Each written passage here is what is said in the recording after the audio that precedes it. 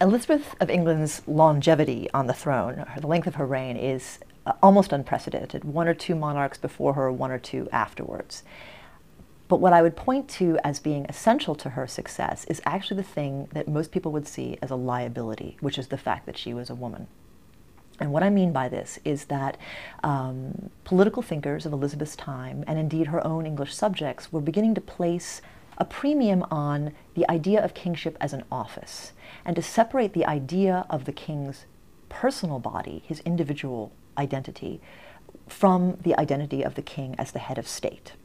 So Elizabeth is a woman. You could argue that gender is thus not relevant to kingship at all. So let me put that on one side. The other thing is that Elizabeth had plenty of negative examples around her of how not to be a queen regnant, how not to be a queen who ruled in her own right.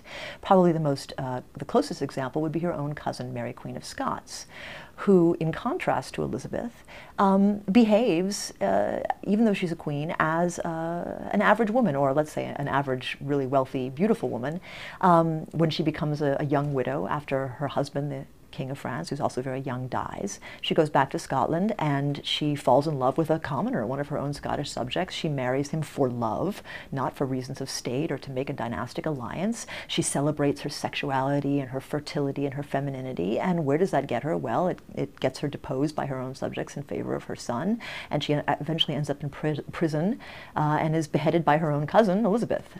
So that's a negative example. Elizabeth, by contrast, and or her advisors, decide that the safest and best way for her to maintain her power is to turn herself into a living political institution.